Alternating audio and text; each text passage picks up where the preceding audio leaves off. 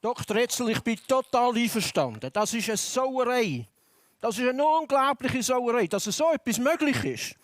Also diesen Schlawiner, denen muss man das Handwerk legen. Ich bin auch absolut der Meinung, ein Kompliment. Und ich will dem Team, das nachher tätig ist und dieser Sache nachgeht, nur allerbeste wünschen, eine gute Woche. Und ich hoffe, dass die mithelfen, die mithelfen können. Ich finde das eine oberkreative Idee. Wir sind überhaupt eine kreative Gemeinde. Das erste, was mir aufgefallen ist heute Morgen, da hinten steht Hot Coffee. Wenn ich das Wort Kaffee höre, fange ich an zu sabbern. Und ich finde es jämmerlich, ich würde andocken bei dem, was du gesagt hast, Lienhard. Es ist schon etwas Außerordentliches, dass wir jetzt ein Jahr, das ist jetzt im März, ist es praktisch ein Jahr her, dass die ganzen Veränderungen stattgefunden haben. Und es ist wohltuend, jemand wie der Dr. Etzel und die Gruppe Schlawiner zu haben, die ein bisschen ablenkt und ein bisschen eine andere Atmosphäre und ein bisschen Humor in die Geschichte bringt. Weil in der Tat, es hat uns die Pandemie einen Haufen Schwierigkeiten auferlegt, die wir vorher gar nicht gekannt haben. Mir geht es genau gleich. Kommunikation mit einer Maske, gerade wenn man nicht so schaurig gut hört, ist extrem schwierig geworden.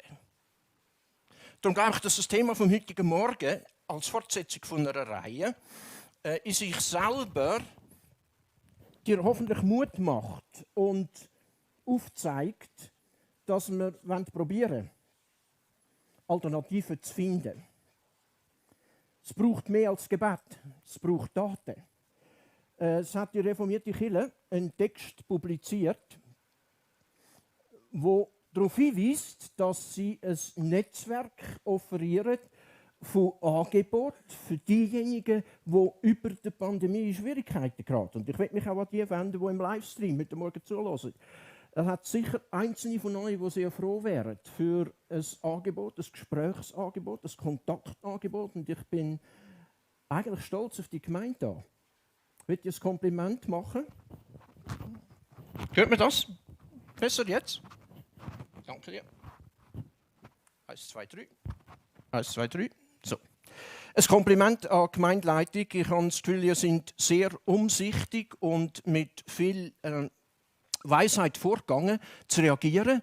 Ich glaube, einer der positiven Aspekte dieser Pandemie hat damit zu tun, dass wir Sachen machen, die wir sonst gar nicht in Erwägung gezogen hätten. Dass es einen Livestream gibt, dass jetzt Leute die Heime in ihrer Stube können gemütlich sitzen. Und der Clou ist natürlich, dass wir das hier auch können. Ich finde das sympathisch, sehr bequem. Besteht Gefahr, dass man während der Predigt einschläft als Prediger. Das ist ein Novum.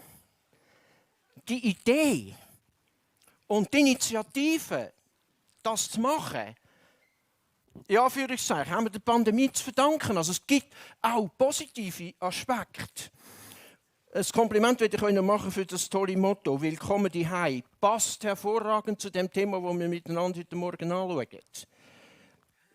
Es ist in der Tat so, dass daheim der Ort ist, wo man Gespräche führen kann, ohne Maske.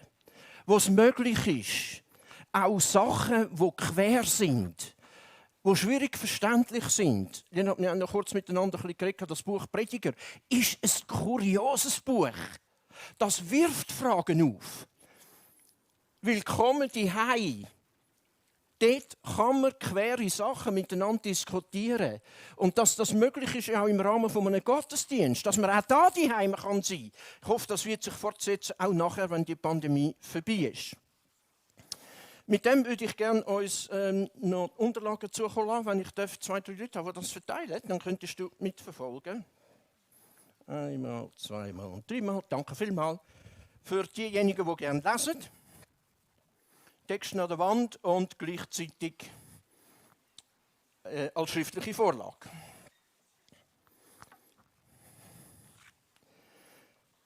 Es ist nicht fair. Vieles ist nicht fair. Vieles in dieser Welt ist nicht fair.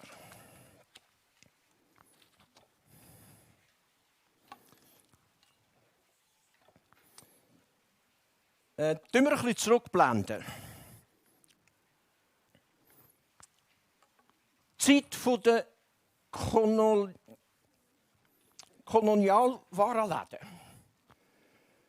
Geht zurück auf Kolonien.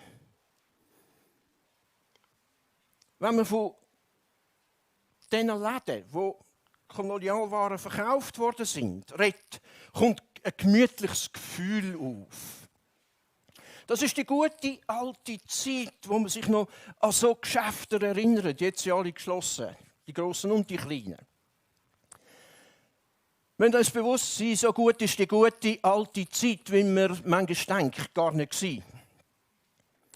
Der Begriff Kolonialwaren geht nämlich zurück auf den Sklavenhandel. Schauplatz Nantes in Frankreich. Für Frankreich war Nantes einer der wichtigsten Häfen, die sie hatten. Weil dort sind die Schiffe beladen worden mit allen möglichen Gütern. Baumwolle, Porzellan, Besteck, Brandwein, Waffen, Munition, was immer man sich vorstellen kann, ist dort verladen worden. Die Schiffe haben abgeleitet und sind nach Ghana, Hafen von Nantes, Ausgangslage für die Westküste von Afrika. Nigeria, Ghana vor allem, andere Westküstenstaaten in Afrika sind angesteuert worden. Das sind die Orte, vor allem Ghana und Nigeria, wo die grossen, riesigen Sklavenmärkte sich befunden haben. Jetzt in Afrika, muss man das mal vorstellen, sind die Waren für Menschen getauscht worden. Das war ein riesiges Business. Es hat eine unzählige Zahl von Leuten gegeben, die von dem profitiert haben. Für die Händler war es ein Geschäft von War gegen War. Die Schiffe sind dann beladen worden mit der schwarzen Fracht. Die Menschen eingepfercht, angekettet unter unbeschreiblichen Umständen. Man sagt, dass zwischen 10 und 15% von diesen Sklaven die Reise über nach Haiti, eine französische Kolonie, nicht überlebt haben. In Haiti sind die Sklaven verkauft worden an Plantagenbesitzer. Und der Erlös, das können wir uns heute schlecht vorstellen, das ist abgegangen eben wie auf einem Markt. Da wird aufgezählt. Verkauft wird eine Schiffsladung von 94 top gesunden Neger. 93 Männer, 15 Buben, 24 Frauen, 16 Mädchen und so weiter. Die sind verkauft worden. Mit dem Erlös haben die Sklavenhändler Zucker, Kakao, Kaffee und einen Haufen andere exotische Güter gekauft. Das Business war unheimlich profitabel für so viele. Es hat nur einen Nachteil gehabt. Die Nebenwirkungen von dem Geschäft sind verheerend gewesen. Ich lese uns das noch. Die Schwarzen, man muss sich das noch mal vorstellen. Die Schwarzen sind in völlig überfüllter Unterdeck, immer im Unterdeck, die hatten nie ein Oberdeck gehabt, sind die gehalten worden. Im Schmutz, in der Notdurft und im unerträglichen Gestank, hat er geschrieben, ist man praktisch versteckt. Man hat das fast nicht ertragen. Wer für Übelkeit das Essen verweigert hat, der hat man auf Deck geschleppt, ist ausgepeitscht worden. Das Gleiche ist passiert mit denen, die versucht haben, über Bord zu springen, weil sie durch den Tod dem Elend entrinnen wollten. Für uns ist heute fast nicht vorstellbar, was da abgegangen ist. Die Folgen sind so verheerend, dass Haiti, das Land Haiti, die französische Kolonie, sich nie je von dem Sklavenhandel erholt hat, bis heute nicht. Es ist das ärmste Land auf dem amerikanischen Doppelkontinent. Nicht nur das. Die USA, das Land, wohin viele von den Sklaven nachher wiedergezogen sind, hat das Problem bis auf den heutigen Tag. Rassismus. Haben wir gesehen unter dem Trump. Das brandaktuelles Thema. Also, was sagen wir mit all dem? Misshandlungen von Menschen sind kein Relikt von der Vergangenheit. Überhaupt nicht. Das Problem ist heute so präsent wie eh und je, nur hat es eine andere Form angenommen.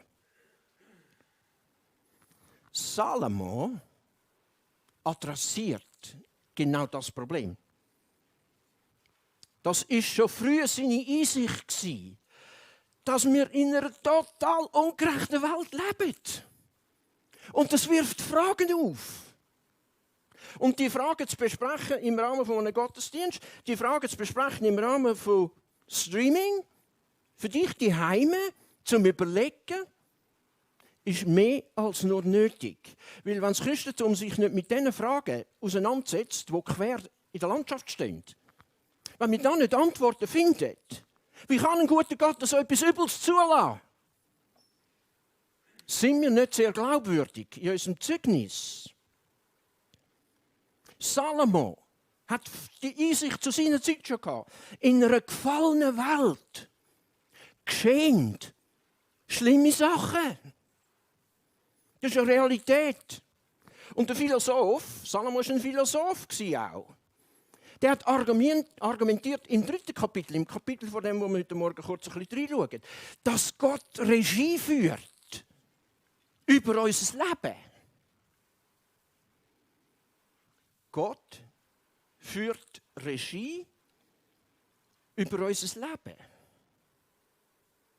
Wenn das stimmt, dann stellt sich eine ganze Reihe von Fragen. Wie dann erklärt sich so Unrecht? Nochmal. Wie gehen wir um mit Situationen, die dermaßen unfair Menschen mit Menschen umgehen? Und Salomo gibt 2 Antworten. Er sagt für sein Teil,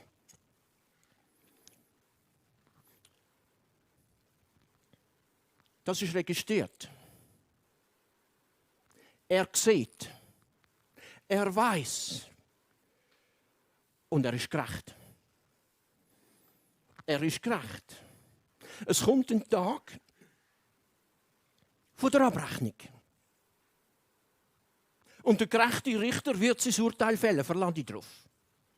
Salomo. Das Zweite, die leidvolle Tatsache von diesen Ungerechtigkeiten, die lehren uns eine wichtige Lektion.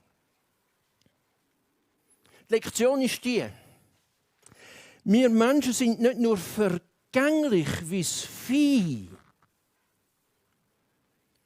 Wir haben auch bestimmte tierische Charaktereigenschaften.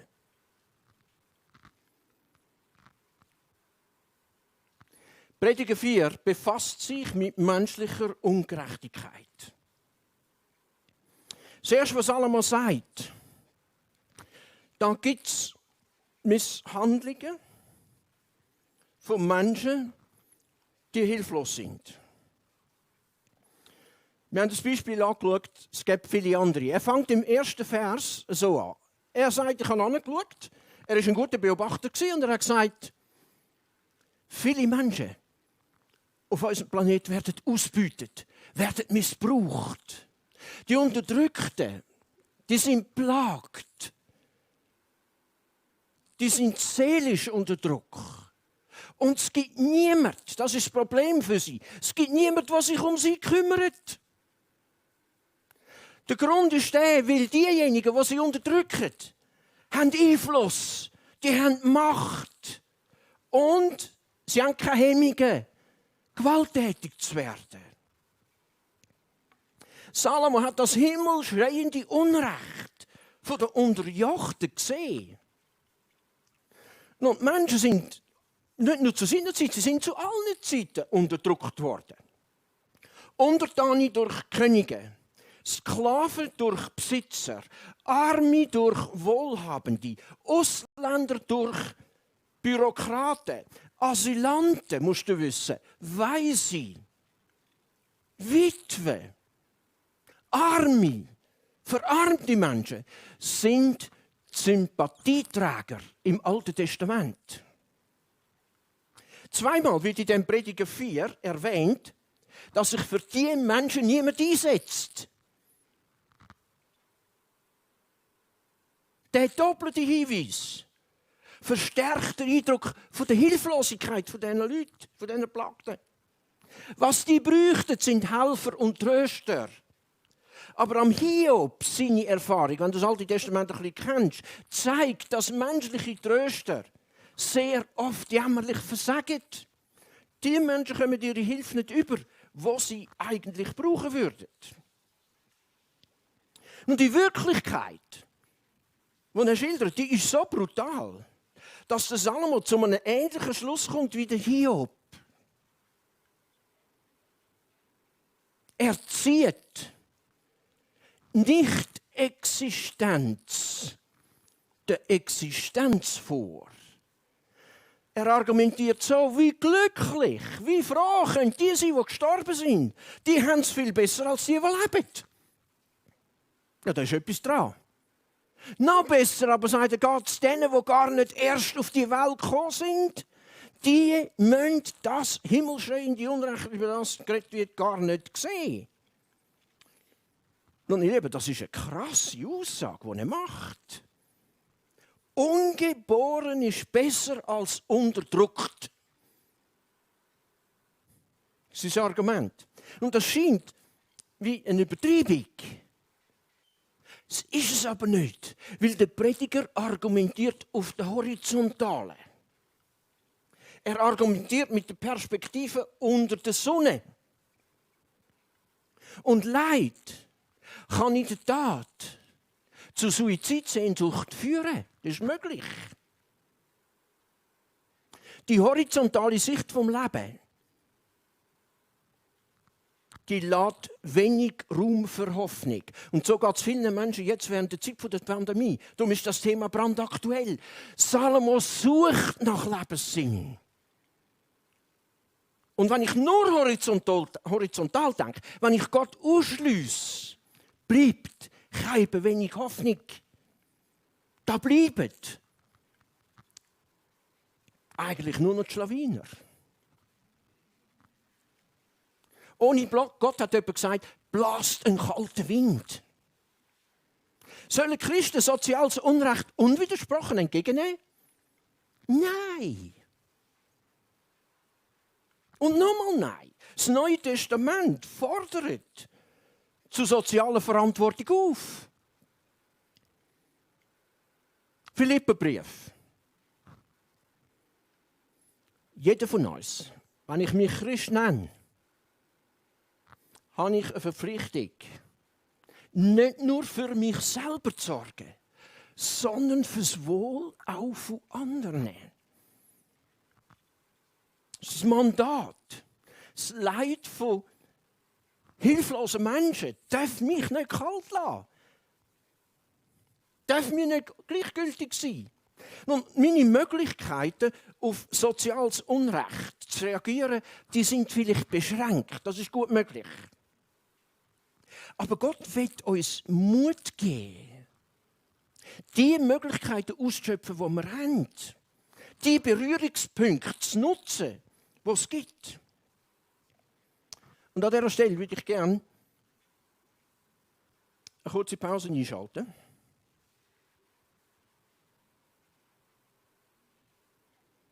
Ich möchte uns einen Moment Zeit geben, um mit Gott zu reden.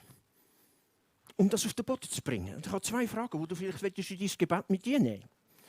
Die eine Frage, wie reagiere ich selber, wenn ich mit Unrecht konfrontiert bin? Und die zweite, was könnte mir allenfalls helfen? Gott, zeig mir, was könnte mir helfen, ein mutigerer Mensch zu werden? Kurzen Moment Zeit, dann setzen wir fort.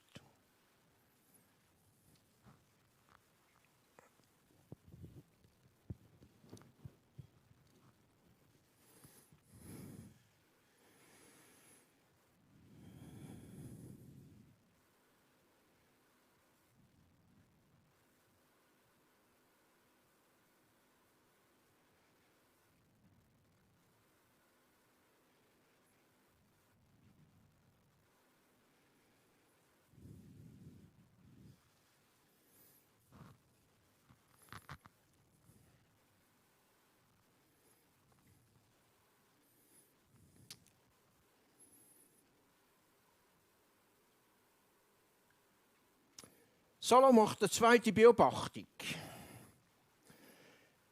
Er sieht, dass es Menschen gibt, die eifersüchtig und neidisch sind. Er sieht die Rivalität zwischen so Menschen. Er stellt fest, dass Menschen genauso grausam und gefühllos miteinander umgehen können, wie diejenigen, die andere unter Druck haben. Und dann kommt er zu dem Schluss, er argumentiert, jetzt leuchtet mir ein, wieso Menschen so krampfen und so viel Erfolg haben, sagt er. Sie machen es, um mit anderen zu konkurrenzieren. Was ist das für ein Motiv? Sie tun es, um andere ins Enkel zu stellen, besser dazustehen. Das ist doch sinnlos, sagt er. Man sagt zwar, der dumme Fuhlpelz legt Hände in den Schoss und verhungert, das war ein Sprichwort damals, aber ich meine, es ist besser, nur eine Handvoll zu haben und nicht in Konkurrenz zu stehen und in Ruhe zu geniessen, was ich kann, als Besitz anzuhäufen. Und dabei stetig unter Druck zu stehen. Ich glaube, er macht ein gutes Argument. Oft sind die Regeln der Geschäftswelt, das ist jetzt während der Pandemie vielleicht ein bisschen anders, aber ich glaube, das ist nicht von Dauer. Die Regeln der Geschäftswelt sind Gesetze vom Dschungel. Rivalität hört nie auf. Eifersucht kann zu einem Tyrann werden, der mich zu unfairem Verhalten führt. Durchaus. Colette warnt, so eine Einstellung ist problematisch. In seiner Spruchsammlung, er hat ja das Buch von den Sprüchen zu weiten Teilen geschrieben, sagt er, lieber arm, lieber mit wenigem da sein, aber mit Gott verbunden sein, als Wohlstand zu haben und mit dem Wohlstand die Sorgen, die das mit sich bringt, müssen zu tragen. Lieber einen einfachen Hamburger mit guten Kumpels als ein Buffet, ein Smorgasbord mit Finden. Ich glaube, er hat recht. Wer im Konkurrenzdenken verhaftet ist, und ein Stück weit sind wir das alle, wenn wir ehrlich sind. Wenn ich mich in Konkurrenz befinde mit anderen, ob das am Arbeitsplatz ist, ob das im Freundeskreis, ob das in der Verwandtschaft ist, spielt keine Rolle. Es blockiert Beziehungen, man spürt das. Ich will die Frage uns vorstellen. Und sie auch ins Gebet nehmen. Und nochmal einen kurzen Moment von der Stille. Uns zumachen. Frag dich selber. Salomo spricht es an. Wo macht dir Neid und Eifersucht Schwierigkeiten? Mit wem stehst du in Konkurrenz? Ganz eine praktische Frage. Auf der positiven Seite, wie schaffe ich es? Wie gelingt es mir, ein bescheidenerer Mensch zu werden? Kurzer Moment von der Stille. Mach es persönlich. Wir reden nicht Theorie, wir reden Praxis.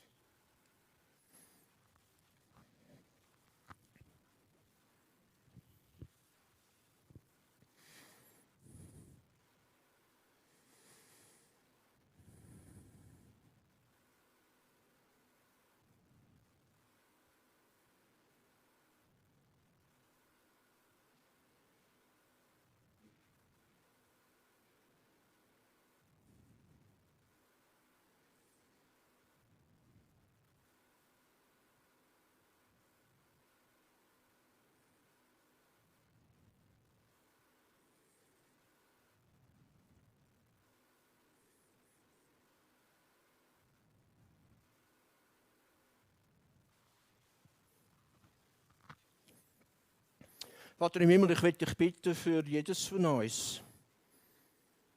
Wir sind ein Stück weit am einen oder anderen Ort alle Betroffene.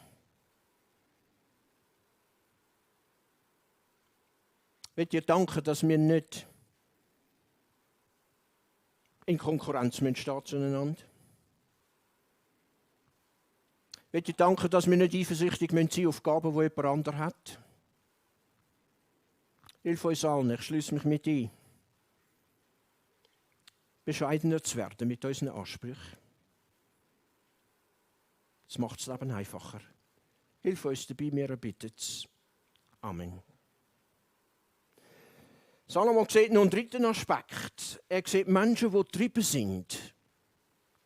Er sieht Leute, die zwanghaft sind. Und er formuliert es so: noch etwas Sinnloses habe ich festgestellt. Mancher Mensch lebt komplett alleine. Single. Hat niemand. Weder einen Sohn noch einen Bruder. Dann geht es so los, dass er sich in die Arbeit stürzt. Er krampft, bis er nicht mehr kann. Er setzt seine Energie dort ein, wo es sich auszahlt. Aber er sagt, für wen ist das, wenn ich mir nichts mehr Gutes gönnen kann? Das ist doch kein Leben, wenn das mein Lebenssinn ist. So vergütet man seine Lebenszeit. Nur man kann zwanghaft getrieben sein, ihr Lieben, auch für eine gute Sache. Ich kann mich für etwas Gutes dermaßen einsetzen, dass Beziehungen in Brüche gehen. Das ist möglich. Ich weiss das aus eigener Erfahrung. Man kann aber auch von materiellen Gütern so getrieben sein, dass ich stetig unter Stress und Spannung stehe. Originalton Salomo, das ist doch kein Leben, wenn das mein Inhalt ist. So vergüte ich meine Lebenskraft. Das Neue Testament bestätigt das 100%. Was nützt es, Matthäus 16?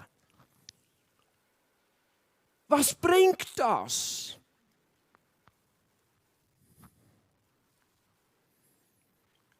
Ich gewinne alles und verliere das Wichtigste im Leben, meine Seele. Gibt es etwas Wichtigeres, als wie es meiner Seele geht? Rhetorische Frage. Die Antwort lautet selbstverständlich nein. Leute, der Prediger ist auf der Sinnsuche.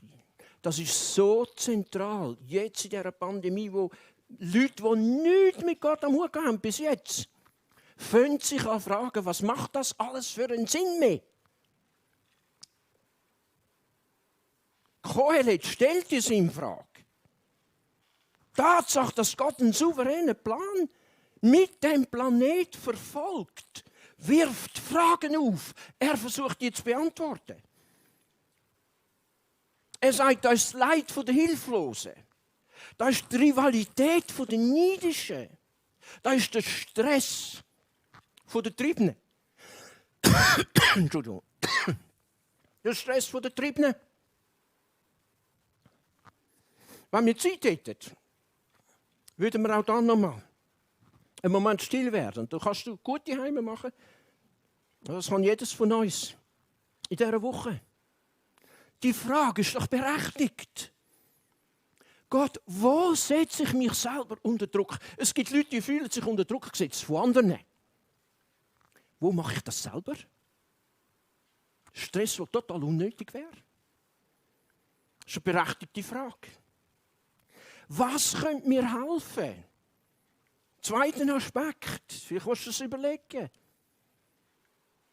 Was könnte mich dabei unterstützen, dass ich ein gelassener Mensch bin? Dass ich sage, okay, jetzt täusche ich nicht um. Jetzt habe ich nicht meine Checkliste und mache noch 700 andere Sachen. Jetzt bin ich nicht am Multitasken. Man hat festgestellt, dass sie, die Multitasker sind, nie so effizient sind, wie sie meinen. Wie komme ich oben runter? Das ist eine Lebenssinnfrage. Weil es hat mit Lebensqualität zu tun. Salomo schliesst mit einer vierten Feststellung. Er redet von denen, die einsam sind. Pandemie. Zum vierten. Wie viele Menschen sind am Vereinsamen? Mir hat jemand aus Hamburg geschrieben diese Woche, ich bin am Verzweifeln, ein Hilferuf. Die Stelle verloren, Vater von 3 Kindern, keine Aussicht auf einen Job. Lebenssinn? Du redest von Lebenssinn? Die Verlassenheit der isolierten Menschen jetzt ist eklatant. Und Salomo gibt auf das eine Antwort. Jetzt kommt er zu der Lösung. Ja, jetzt kommt er zum positiven Aspekt. Nach dem Negativen kommt er zum Positiven. Er sagt, gemeinsam ist wichtiger, ist besser, ist wertvoller als einsam. Darum ist das Motto ein obercooles Motto. Willkommen hierheim. Willkommen da, wo ich eine Brücke baue. Ich kann von hierheim aus, wenn ich allein bin, ein Telefon machen. Insofern nicht allein. Du musst wissen, am Kohelet, am Prediger, am Philosoph, seine Erfahrung mit zwanghaften und mit triebenen Menschen hat bewirkt, dass er über den praktischen Wert von Freundschaften nachdenkt. Wie wichtig Freundschaften sind. Und er zitiert das hebräische Sprichwort noch ganz kurz. Das Sprichwort lautet so: 2 haben es besser als einen allein. Eigentlich einleuchtend. Weil Begründung zusammen können sie mehr machen, sind effizienter. Geht einen um, dann hilft ihm der andere wieder auf die Beine. Das ist naheliegend. Wie schlecht die andere Seite, wie mies geht es dem, der das nicht hat. Wenn er umgeht, ist niemand da, der ihm hilft. Wenn zwei in der Kälte, nächstes Beispiel, wenn zwei in der Kälte zusammenliegen, wärmt einer der andere. Wie soll einer allein seine Füße warm kriegen? Einer kann leicht überwältigt werden. Ein drittes Beispiel, 2 sind einem Angriff gewachsen. Man sagt, ein Seil, nochmal ein Beispiel aus der hebräischen Poesie, ein Seil aus 3 Schnüren reißt nicht so schnell. Als ich das erste Mal gelesen habe, ist mir da nicht ganz klar gewesen, um was geht es eigentlich. Du musst wissen, die Straßen in Israel, die sind ja nicht leer gewesen, logischerweise. Nicht selten sind die Leute gestürzt, haben sich verletzt. Darum ist man in Gruppen gereist, in aller Regel. Jetzt in diesem Beispiel fängt es einmal mit der Zahl 1 an, im Vers 8. Er sagt, eine allein. Dann sagt er, 2 sind besser. Und zuletzt reißt ein Seil aus 3 Schnüren weniger schnell. Also die Überlegung ist, wenn 2 Reisende besser sind als eine, dann müssen 3 noch besser sein. Darum das Beispiel von der Schnur. Jetzt musst du wissen, der Philosoph ist nicht interessiert an Zahlen. Hinter dem Wortspiel von der Schnur steht das Bild von einer soliden Freundschaft. Man hilft sich auf. Salomo realisiert, das Leben ist kalt, wenn du allein bist. Wo du hinschaust, Konflikt, Unerfreuliches, Unerklärliches. Wo du hinschaust, Menschen, die Ermutigung brauchen. Wir selber, du und ich. Lass mich es anders sagen, du vielleicht nicht, aber ich ganz sicher, ich weiss es von mir. Ich brauche Ermutigung. Wenn es in Prediger 4 eine zentrale Aussage gibt, und wenn du das vielleicht mitnehmen willst, 2 haben es besser als einen allein. Das ist das Argument. Ganz kurz, er liefert noch 2 Illustrationen, um das Statement zu bestätigen. Er sagt, wir brauchen gegenseitig Ermutigung. Insbesondere dann, wenn wir versagt haben. Und jeder von uns hat persönliche Sturzerfahrungen gemacht, würde ich mal behaupten. Zeiten, wo wir gestrauchelt sind. Wie wertvoll ist es, da dann jemand zu haben, der sagt, hey, es geht weiter. Ich will dir Mut machen. Ich würde sagen, die Sturzerfahrung ist für Männer speziell wichtig, besonders wichtig. Manche von uns sind in Familien aufgewachsen, wo das Bild vermittelt wird, Männer sind tough, Männer müssen hart sein im Nähen. Die beißen auf die Zähne, die haben alles im Griff. Die brauchen keinen Rat. Wir sagen, der Ski drückt. So cool, wie wir uns kennen, Männer, sind wir meistens nicht.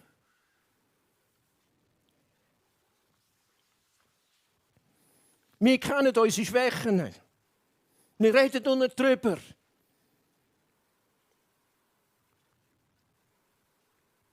Eigentlich sehnen wir uns nach jemandem, der uns die Hand auf die Schulter legt und zulässt, Verständnis hat und uns das sagt, was wir hören müssten, auch wenn wir es nicht so gerne hören. Jemand hat gesagt, ein Freund ist jemand, der dich kennt, so wie du bist, der versteht, wo du herkommst und der dir trotzdem Mut macht zum Wachsen.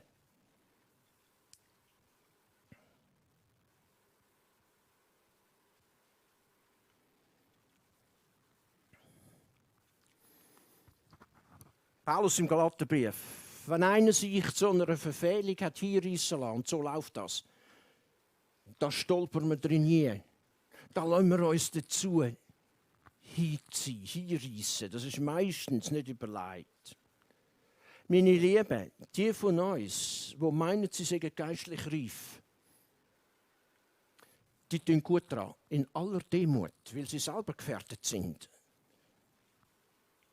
jemand anderem, der betroffen ist, wieder auf den Weg zu helfen.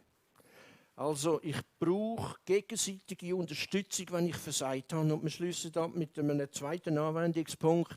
Ich brauche Unterstützung, wenn ich überfordert bin mit einer Situation.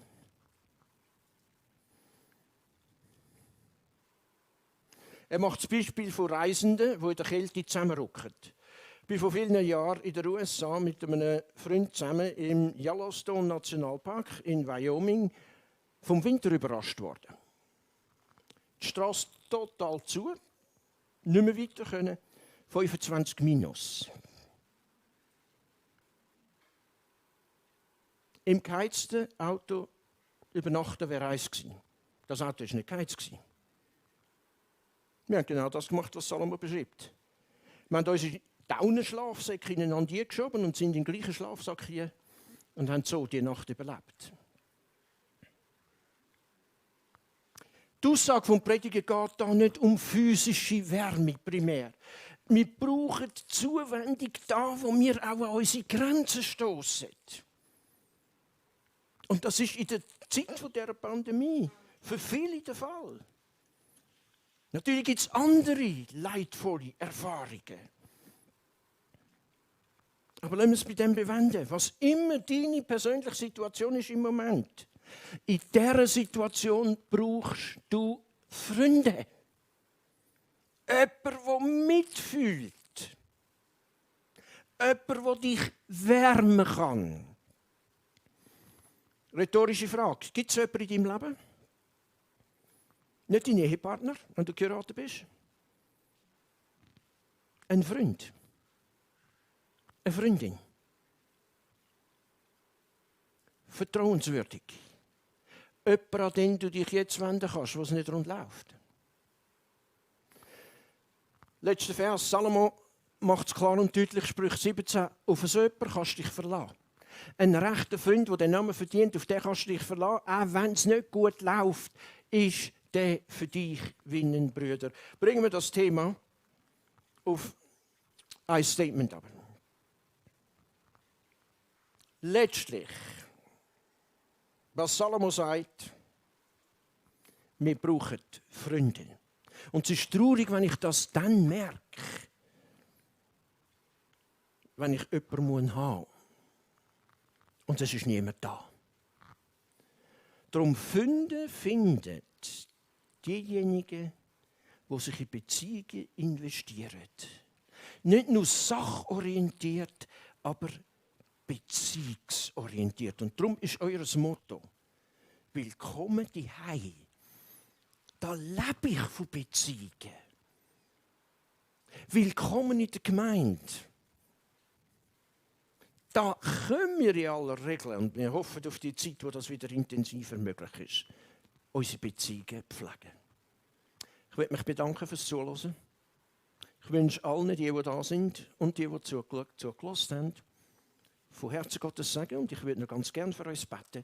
Darf ich euch da bitten, doch kurz aufzustehen? Vater im Himmel, ich will dir herzlich danken, dass Salomo jemand ist, der nicht nur Negatives aufzeigt, der nicht nur das Problem sieht, der nicht nur das schildert, was schwierig ist, aber dass er gleichzeitig Lösungen aufzeigt. Er muss ein Menschenfreund sein. Ihm sind Plagte, ihm sind Gestresste, ihm sind Verunsicherte, ihm sind verzweifelte Menschen offensichtlich wichtig gewesen. Und so möchten wir dich bitten am Ende von dem Gottesdienst, dass du an jedes von uns das gibst, was wir in dieser Zeit brauchen. Ich möchte dir danken für die Gemeinde, der FGM Brach, für alle Dynamik, für alle Kreativität, für alle Jungen und für alle Älteren, die über Generationen hinweg einander Hand reichen und zusammenarbeiten. Ich möchte dir danken für die Jugend und die Jugendwoche, die geplant ist. Auf der Suche nach den Schlawiner. Ich möchte dir danken, dass du kreative Ideen schenkst, wie wir unseren Glauben ausleben können, wie wir getroster und zuversichtlicher und auch mutiger gegen das aufstehen, was Unrecht ist. Wir danken dir für dein Reden heute Morgen. Wir bitten dein Segen über klein und gross, über glücklich und unzufrieden, über fröhlich und traurig. Du allein weißt, was jedes von uns braucht. Danke, dass du das schenkst. Und wir beten all das in deinem Namen und zu deiner Ehre. Amen. Willkommen daheim, so ein gutes Motto. Wir verabschieden uns und danken allen.